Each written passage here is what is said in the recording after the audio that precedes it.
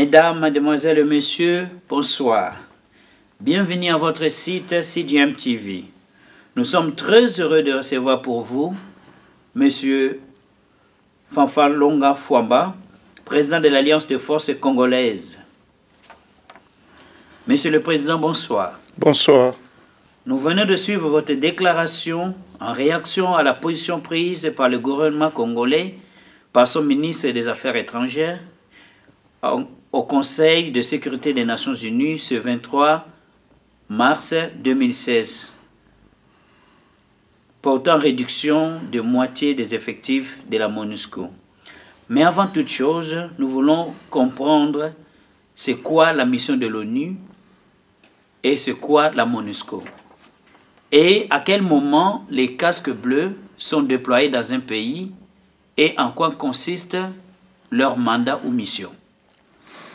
Merci beaucoup, monsieur le journaliste. Je suis content que tu puisses me poser cette question parce que, bon, je crois même que certains qui sont au pays, au Congo, qui sont dans le gouvernement, peut-être ne comprennent pas l'importance d'une mission des Nations Unies dans un pays. Tu m'as posé la question de savoir à quel moment les casques bleus. Les casques bleus, c'est ça, les forces onusiennes. Oui. OK? C'est ce qu'on appelle les casques bleus. Tu as dit à quel moment ils sont déployés dans un pays et en quoi consiste leur mission ou leur mandat. Voilà. OK? Normalement, quand il y a des conflits, qui durent, OK, dans un pays, et qu'il y a des vies humaines qui sont en danger, OK, surtout quand il y a des violations des droits humains, des droits élémentaires humains, OK, les Nations Unies, OK, ont cette mission, ils ont ce mandat, OK, d'organiser une force pour la stabilisation, une force pour le maintien de la paix dans ces pays. OK, donc la mission des forces onusiennes, c'est pour stabiliser, OK, sécuriser ces pays, oui, les citoyens de ces pays, et aussi le maintien de la paix. Merci, Monsieur le Président. Alors, quand les casques bleus arrivent dans un pays d'accueil, par exemple, les éléments des Nations Unies sont sous la dépendance de qui? Vous dites bien les éléments des Nations Unies. Ça signifie qu'ils sont sous la dépendance des Nations Unies. Ce sont les forces onusiennes.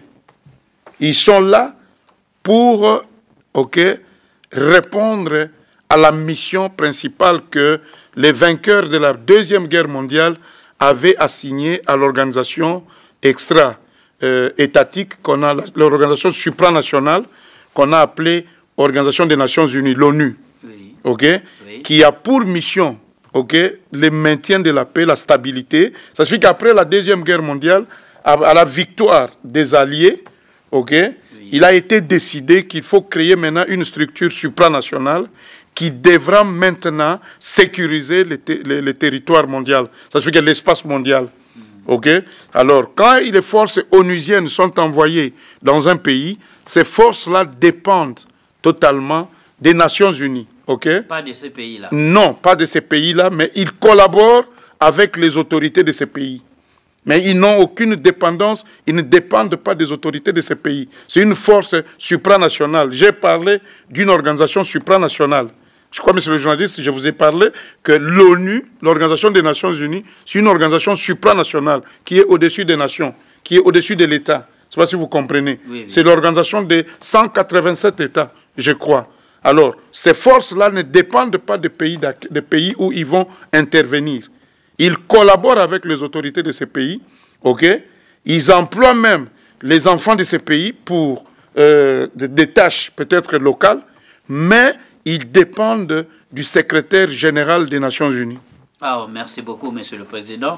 Et quels sont les corps qui composent les éléments des Nations Unies? Les corps qui composent les forces onusiennes, OK, quand ils viennent dans un pays, oui, il y a ce qu'on appelle le personnel en uniforme, okay, que vous appelez les casques bleus. OK, ce sont les troupes des Nations Unies. Vous avez les observateurs militaires. Ce sont les gens qui vont sur terrain.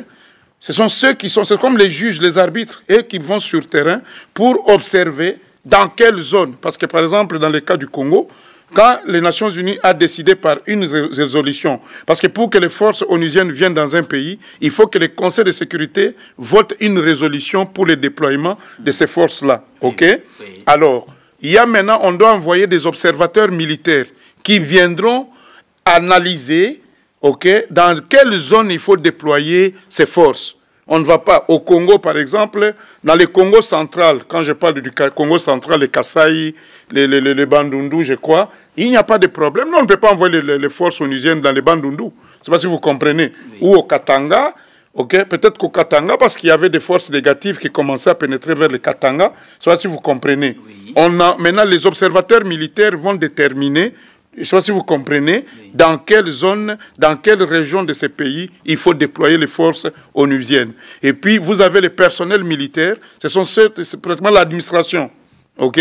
C'est pratiquement l'administration. Et puis, il y a le personnel de police, ça veut dire la police militaire. Parce que quand vous envoyez des troupes, il faut aussi qu'il y ait des forces qui les surveillent. Oui. Je ne sais pas si vous comprenez. Si. Je crois qu'au Congo, on parlait des PEM, police militaire. Ce sont des forces qui contrôlent les militaires.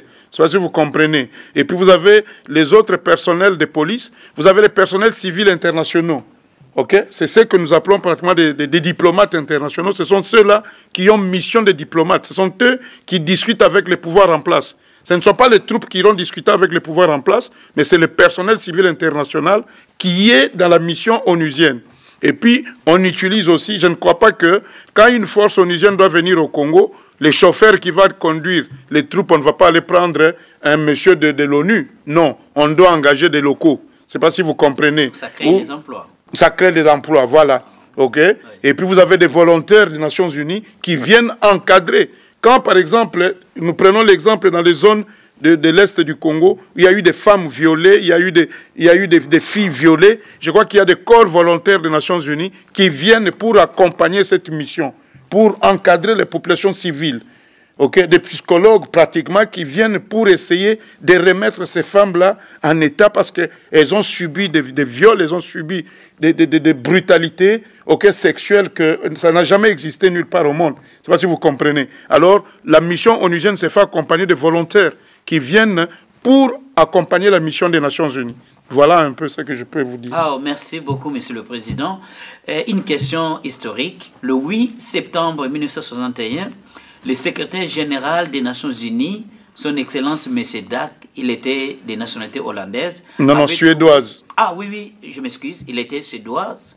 Il avait trouvé la mort au Congo dans des circonstances qui ne sont jamais clarifiées jusqu'à ce jour.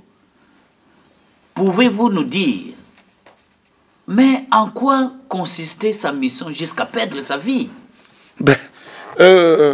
C'était une situation vraiment dramatique.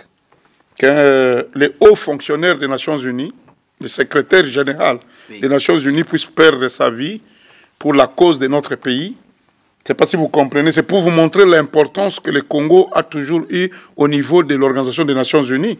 Parce que le secrétaire général des Nations Unies en 61, M. Dag Hammarskjöld, de nationalité suédoise et non hollandaise, comme tu le disais, a perdu sa vie à la frontière. C'était du coup entre Ndola et Lubumbashi, vers Ndola, C'était parce qu'il avait une mission impossible à accomplir.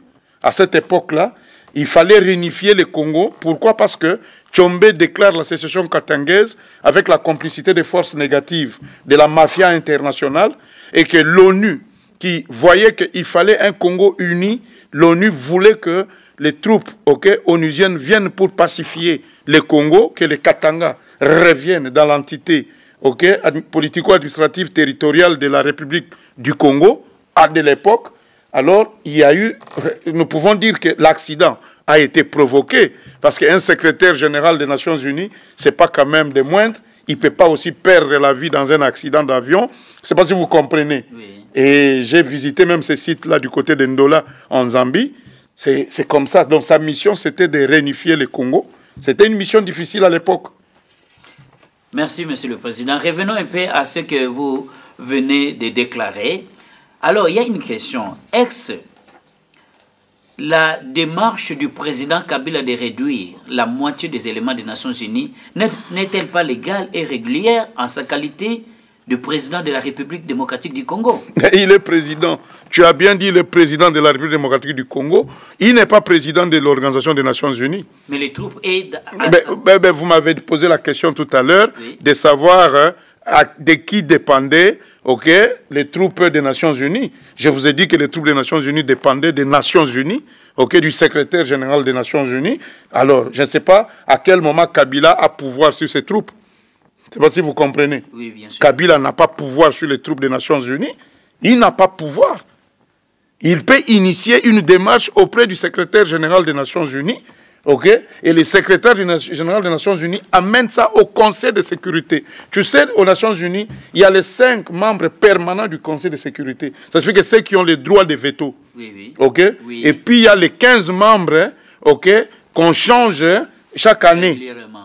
C'est chaque année. Oui. Parce que chaque année, il y a chaque pays du monde est président du Conseil de sécurité. Je me rappelle, à l'évasion du Koweït par l'Irak, c'est le Congo qui qui avait la présidence du Conseil de sécurité des Nations Unies. Je ne sais pas si vous comprenez. Oui. Mais il y a les 5 permanents qu'on ne change jamais depuis 1945. Je ne sais pas si vous comprenez. Oui. Si vous voulez les connaître, c'est facile.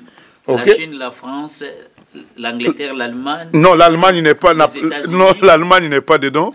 Oui, je disais la Chine, la Russie. France, la Russie, les USA et l'Angleterre. Et l'Angleterre. Ouais. C'est ça que vous comprenez. Les vainqueurs de la Deuxième Guerre mondiale, les Alliés. À ce jour, l'Allemagne, parce que c'était contre l'Allemagne pratiquement qu'on avait créé cette organisation pour éviter que l'Allemagne ne puisse plus jamais envahir la France. C'est parce que vous comprenez. C'est pour éviter que l'Allemagne ne puisse plus jamais perturber la paix mondiale. Merci beaucoup, Monsieur le Président. Alors, comment le président Kabila voudrait que les effectifs des Nations Unies soient réduits de moitié? Cela signifie que le pays s'est stabilisé et sécurisé et que la paix y règne.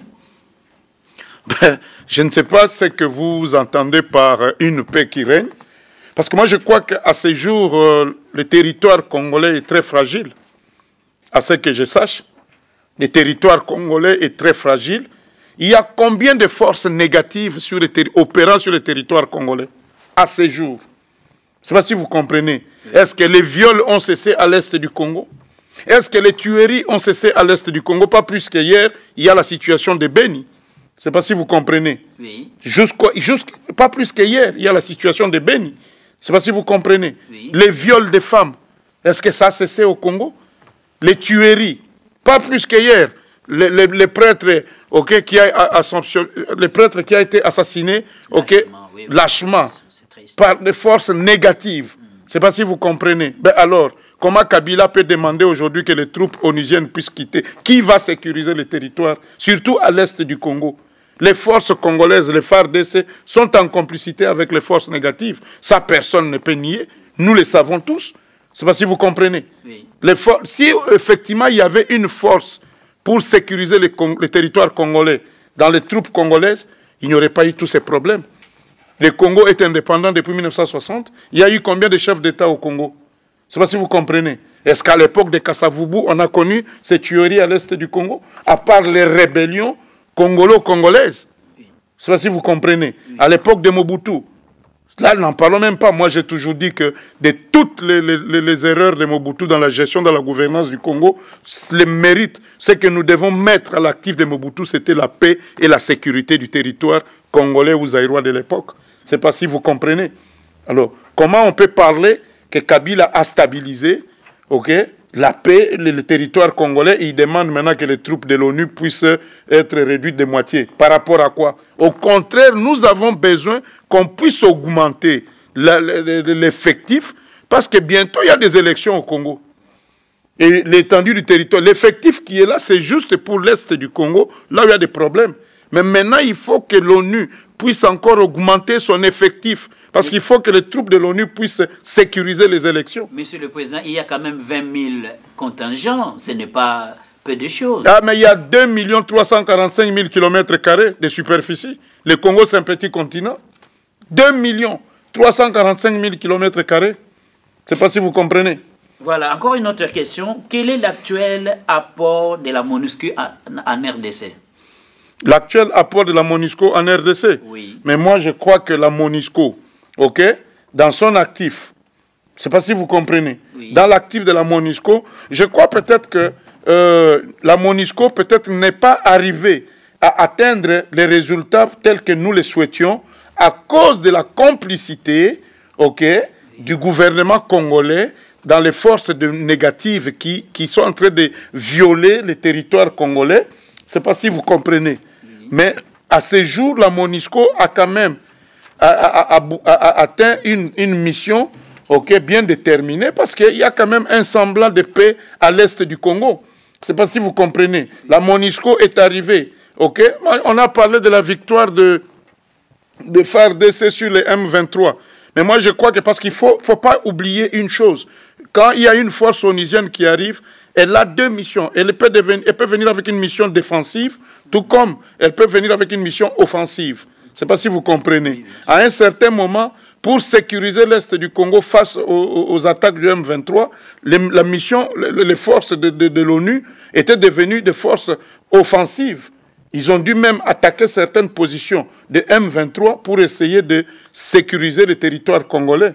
Je ne sais pas si vous comprenez. Donc pour moi, les mandats de la MONUSCO, ok, devaient normalement nous amener la paix, la stabilité, la sécurité dans les territoires, le maintien de la paix sur toute l'étendue du territoire congolais.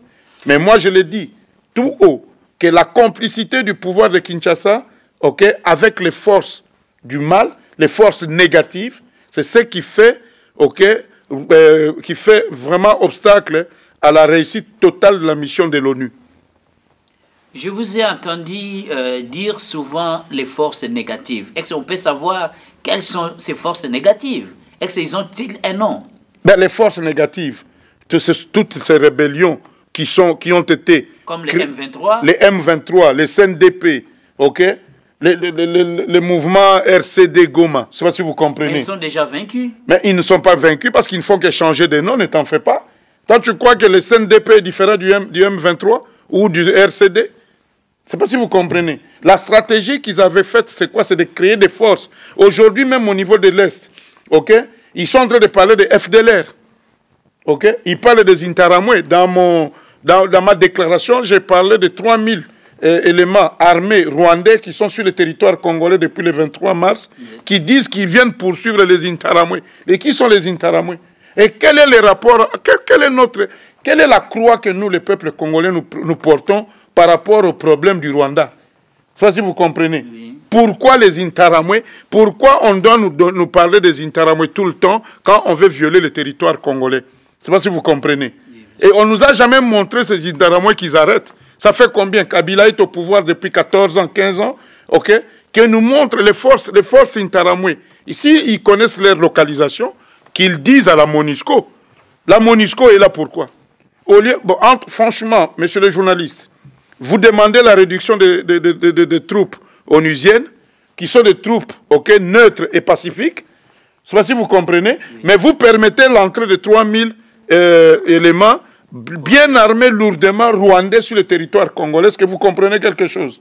Or, nous savons tous, la communauté internationale, tout le monde sait quelles sont les ambitions rwandaises sur le territoire congolais. Et nous savons tous qui tire les ficelles du pouvoir de Kinshasa. Alors, entre la mission onusienne, et les forces rwandaises, quelle est la force normalement qui doit rester sur le sol du territoire congolais? Franchement, messieurs les journalistes, entre les troupes onusiennes de la MONUSCO et les troupes rwandaises, qui ont un mandat légal et officiel de la communauté internationale. Moi, je préfère, s'il y a des Interahamwe, que le Rwanda puisse donner l'information au Conseil de sécurité des Nations Unies que voilà, le territoire congolais continue à garder des forces négatives qui peuvent venir nuire à la République rwandaise. Qu'ils donnent leur position. Et l'ONU ira là-bas en force tampon pour désarmer ces gens-là. Je sais pas si vous comprenez. Merci, Monsieur le Président. Selon vous, est-ce que la MONUSCO a-t-elle atteint ses objectifs? Si oui, comment? Et sinon, pourquoi? Ben, je venais de le dire tout à l'heure, que la MONUSCO a une mission noble. Je ne sais pas si vous comprenez. Mais quand vous m'avez posé la question de savoir les forces onusiennes dépendent de qui, Je vous ai dit qu'ils dépendent des Nations Unies, mais ils collaborent avec les pouvoirs en place dans les pays où ils vont pour exercer leur mission. Ça, si vous comprenez. Mais le problème de notre pays, c'est quoi? Les pouvoirs en place ne collaborent pas avec les forces onusiennes. Les pouvoirs en place est complice. Ça, si vous comprenez. Des forces négatives qui agissent sur le territoire congolais. Tous ces mouvements-là, SNDP, vous avez déjà compris une fois, une force que la communauté internationale traite de force négative, mais le pouvoir de Kinshasa va organiser un dialogue avec eux en Ouganda, et après ils vont décider que non, il faut maintenant faire un mixage de troupes. Je ne sais pas si vous comprenez. Et les anciennes forces négatives deviennent des forces régulières. Combien sont dans l'armée congolaise aujourd'hui? Combien sont à Kinshasa généraux? Combien sont colonels qui viennent des forces négatives? Donc, pour que l'ONU puisse réussir sa mission, il faut, les jours où il y aura un fils digne, responsable, comme chef de l'État du Congo, l'ONU réussira sa mission, il va pacifier le Congo. C'est pourquoi nous voulons que les troupes de l'ONU demeurent là jusqu'à l'élection d'un nouveau président, et le nouveau gouvernement va collaborer avec les forces onusiennes pour essayer de mettre hors d'état de nuire toutes les forces négatives, à l'est du Congo surtout. Monsieur le Président, les élections en RDC peuvent-elles se tenir dans la paix et démocratiquement sans l'implication des éléments de la MONUSCO? Justifiez un peu votre réponse. Moi, je crois que sans la MONUSCO, il n'y a pas la paix. Aujourd'hui, à l'est du Congo, si la MONUSCO quitte l'est du Congo, c'est pour céder la place aux forces négatives. Je ne sais pas si vous comprenez. Alors, des élections ne peuvent pas se dérouler aujourd'hui au Congo sans la présence des effectifs de la MONUSCO. Il est indispensable qu'aujourd'hui, les élections se tiennent dans la paix et démocratiquement au Congo sans la présence des troupes des Nations Unies. C'est pourquoi je vous rappelle que la mission première de la MONUSCO en RDC est de maintenir la paix, sécuriser le pays et le peuple congolais. Je ne sais pas si vous comprenez. Donc, quand vous me demandez si aujourd'hui au Congo on peut tenir des élections sécurisées, démocratiques, sans la présence des forces de l'ONU, je te dirais non. Non, non, non. OK? Parce que les FARDC, c'est le mélange de forces négatives. Moi, je crois que à la chute de Kabila, les FARDC doivent être traités au même niveau que les M23, les CNDP, les RCD Goma et toutes ces forces négatives qui ont vraiment endeuillé le peuple congolais. Je ne sais pas si vous comprenez. Et fort malheureusement, Kabila ne facilite pas la tâche à la mission de l'ONU. Il n'a jamais facilité la tâche parce qu'ils savent pourquoi ils sont là. Tout ce qu'il y a eu comme violation des droits humains, tout ce qu'il y a eu comme viol des femmes à l'est du Congo, toi tu crois vraiment qu'à l'époque du maréchal Mobutu, les Rwandais peuvent entrer? Qui viole les femmes congolaises? Mais ils sont identifiés. Ceux qui violent les femmes congolaises, ils sont identifiés. Nous connaissons l'identité. Moi, j'ai des témoignages des femmes violées qui vous citent, qui vous décrivent quel est le militaire qui l'avait violé. Je ne sais pas si vous comprenez. Nous avons été à Washington avec des femmes qui ont été victimes de viols. Nous avons amené des femmes qui ont témoigné. Je ne sais pas si vous comprenez. Nous connaissons l'identité des violeurs. Nous connaissons, ils sont tous du Rwanda. Je n'ai pas à cacher. Ce sont des troupes rwandaises qui violent les femmes congolaises. En complicité avec l'État. Avec l'État congolais, parce qu'on n'a jamais arrêté ces gens-là. Dis-moi, tu as déjà vu un tribunal au Congo sur les viols, les femmes violées? Combien de femmes sont violées par jour au Congo? Monsieur le Président, pourquoi l'État congolais n'arrive pas à défendre le territoire congolais? Mais c'est comme si tu me demandais pourquoi les diables ne chassent pas les diables à l'enfer. C'est ça que tu me demandes. Tu es en train de me demander que les diables, Lucifer puisse chasser les diables en enfer. Parce qu'il y a une armée au Congo. Mais quelle armée? Je te dis que cette armée-là, moi personnellement, cette armée-là, c'est quoi? C'est l'amalgame des forces négatives. Les fameux FARDC, la seule armée congolaise que moi je connais, c'est les FAZ, les forces armées zaïroises. C'est cette élite-là, cette armée d'élite formée par Mobutu, qu'il faut récupérer par une ordonnance présidentielle, restructurer. Je sais qu'il y a ceux qui ont atteint l'âge de la retraite, ils peuvent devenir des conseillers dans les différents corps armés Dis-moi un peu, quelle force armée nous avons au Congo? Les FARDC, c'est quoi? Les FARDC, c'est quoi?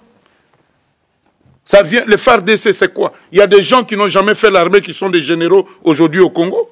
Est-ce que tu peux comprendre ça? Il y a des gens qui sont colonels. Je peux te donner l'anecdote.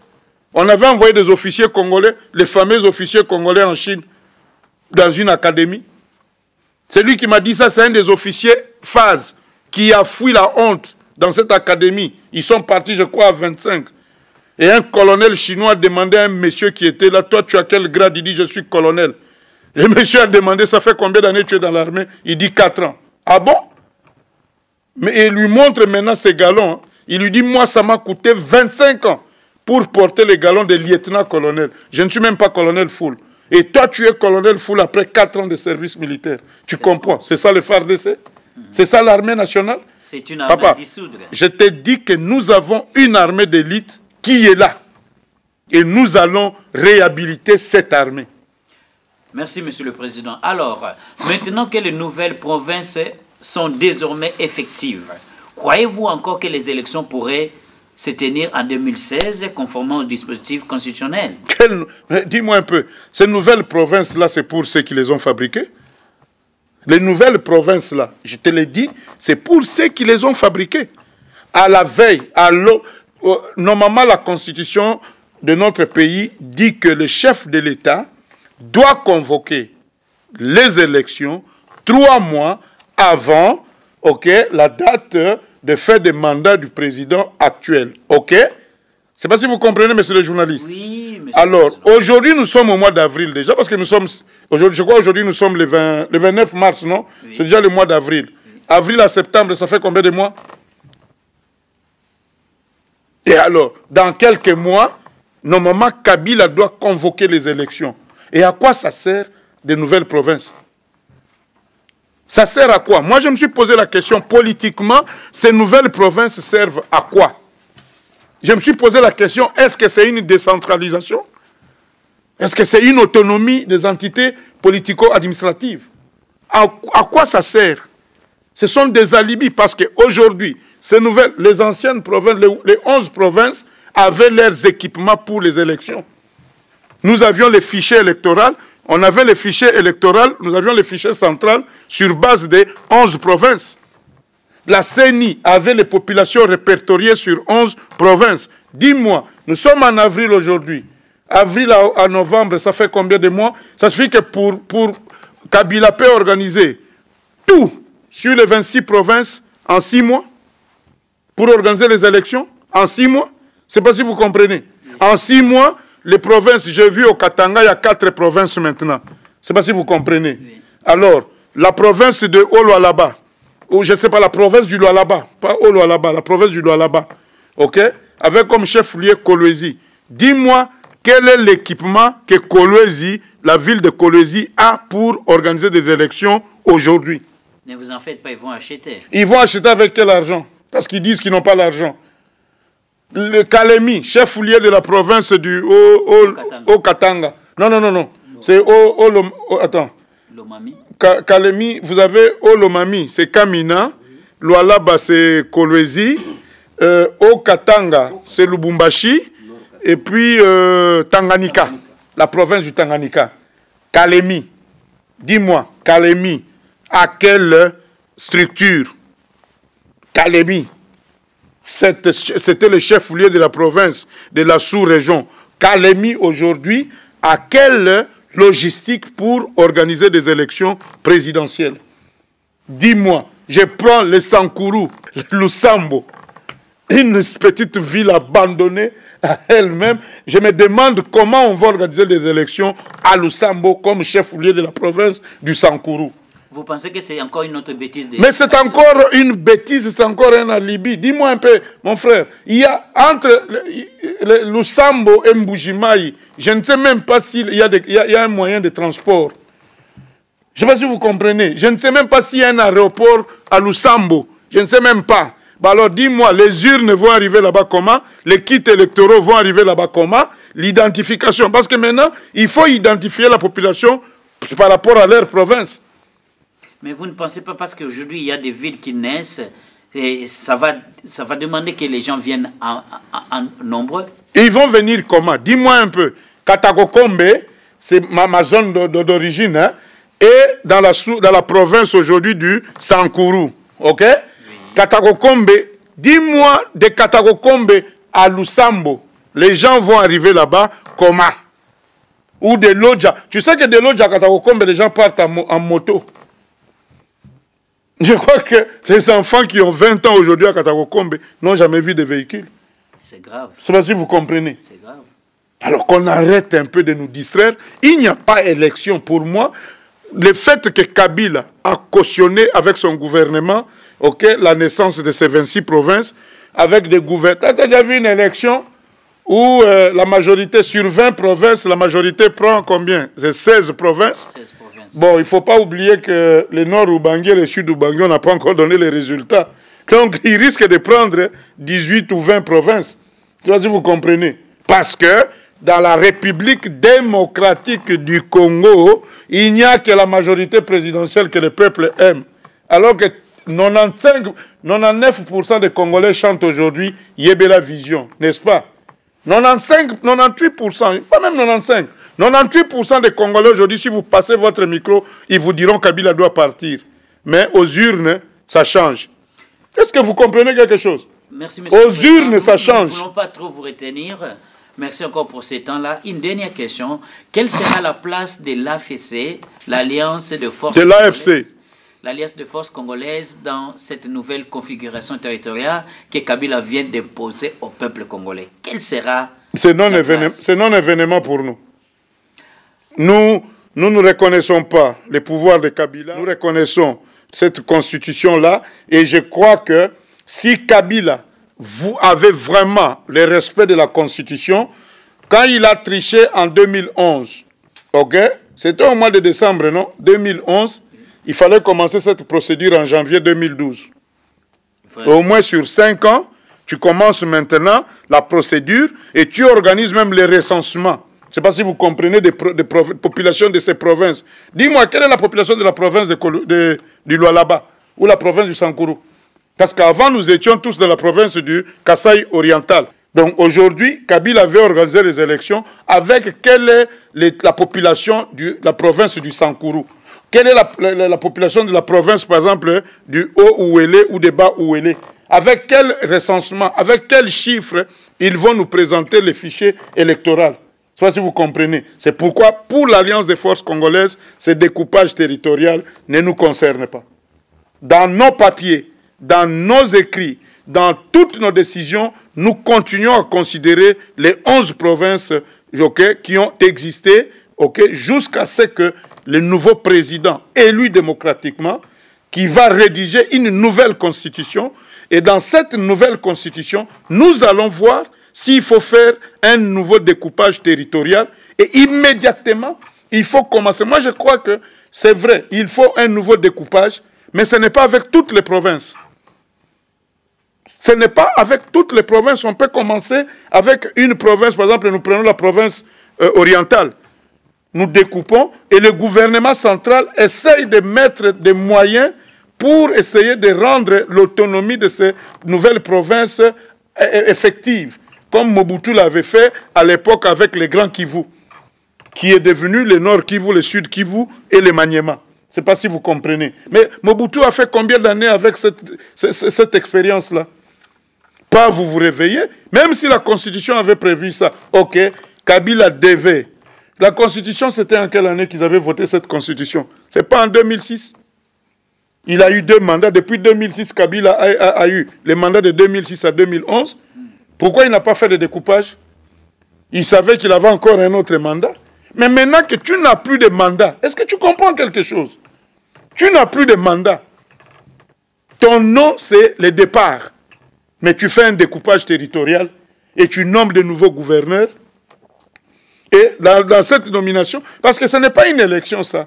C'est une nomination. Ils ont nommé 16 gouverneurs de la majorité présidentielle sur 20 provinces. Il y a eu élection de 20 gouverneurs pour 20 provinces. Je ne sais pas si vous comprenez. Et Kabila a eu 16 provinces. Donc il y a eu la nomination de 16 provinces. L'opposition congolaise n'est pas reconnue. Un monsieur, l'UDPS, excusez-moi, monsieur le journaliste, les partis comme l'UDPS au Kasaï n'a pas gagné des provinces. Je ne sais pas si vous comprenez. Un monsieur comme Kyungu Akumwanza ou l'UNADEF de Mwando Simba, au Katanga, à Kalemi, là où Mwando est comme un petit roi, parce qu'il est de Moba. Ok? Et l'UNADEF, les G7 de Mwando Simba, n'ont pas eu de place pour les c'est le PPRD. Vous croyez vraiment à cette élection? C'est toujours là. Vous voyez ce qui s'est passé avec le gouverneur? C'est ce qui va se passer pour l'élection présidentielle si le peuple congolais n'ouvre pas les yeux. C'est pourquoi nous demandons que la communauté internationale fasse pression aujourd'hui à Kabila pour qu'il laisse en paix les forces de la MONUSCO. Merci beaucoup, monsieur le Président. Et votre mot de fin? Mon mot de la fin, c'est un message de sensibilisation. Parce que ce qui s'est passé le samedi passé avec l'élection des gouverneurs prouve les schémas qu'ils veulent employer pour l'élection présidentielle. Ils peuvent nous surprendre et organiser un ballet comme ça, parce que ça ne sera pas une élection présidentielle, je suis désolé. Et une élection présidentielle est organisée selon les normes politico-administratives. Telles que nous sommes là en avril, vous créez de nouvelles provinces, je ne sais pas si vous comprenez, et jusque-là, il n'y a rien qui a été préparé. On avait parlé de recensement de nouveaux majeurs, on n'a rien fait, je ne sais pas si vous comprenez. Alors, lui-même, Kabila, ne veut pas se prononcer. Nous, de l'Alliance, nous demandons à Kabila, nous lui donnons jusqu'à juin, il doit donner sa position. Il doit dire à la nation congolaise que moi, Joseph Kabila, je ne vais pas me représenter parce que la Constitution ne me le permet plus. Et que le PPRD a son candidat. Je ne sais pas si vous comprenez. C'est ce que nous demandons au mois de juin à Kabila de le faire. Et en septembre, comme président sortant, je ne sais pas si vous comprenez, il doit convoquer par une ordonnance présidentielle les élections présidentielles pour les 3 mois à venir. Je ne sais pas si vous comprenez. Mais si Kabila veut demeurer et organiser un semblant d'élection, qui va les voter? Peuple congolais, nous n'allons pas voter l'inutile aujourd'hui. Votons l'utile. Et d'ailleurs, la position de l'Alliance des forces congolaises aujourd'hui, c'est une transition sans Kabila, et que le président de la transition puisse convoquer d'abord une constituante qui va rédiger la nouvelle constitution du Congo, une constitution qui ne sera pas taillée à la mesure d'un individu, je ne sais pas si vous comprenez, et après la rédaction de cette constitution qui va déterminer les modalités pour organiser les vraies élections démocratiques et libres. Et que cette transition puisse nous amener aux vraies élections démocratiques. Et pour moi, pourquoi pas qu'on donne cette transition à un homme, une personnalité de la diaspora qui sera neutre, et que les politiciens qui sont au Congo puissent se préparer pour les vraies élections démocratiques. C'est une expérience que nous pouvons tenter. Qu'on prenne un monsieur de la diaspora qui n'a rien à voir avec toutes les guerres politiques qu'il y a au Congo. Il arrive comme Kafando a fait au Burkina Faso. Kafando était à Paris, dans la diaspora burkinabé. Je ne sais pas si vous comprenez. On l'a amené au Burkinabé. Il est resté là. Il n'avait aucun intérêt. Son intérêt suprême, c'était la nation burkinabé. Il a organisé les élections. Marc Kabore et Christian est passé. Eh bien, Kafando est rentré comme citoyen burkinabé. On peut tenter cette expérience au Congo. Je ne sais pas si vous comprenez. Donc, notre mot de la fin est que le peuple congolais a fungola miso nga. Ouvrons les yeux maintenant, qu'on ne nous trompe plus. Ouvrons les yeux, qu'on ne vous trompe plus. C'est ainsi que nous mettons fin à notre émission. Merci de nous avoir suivis. Merci beaucoup, monsieur le journaliste. Au revoir. Au revoir. Merci.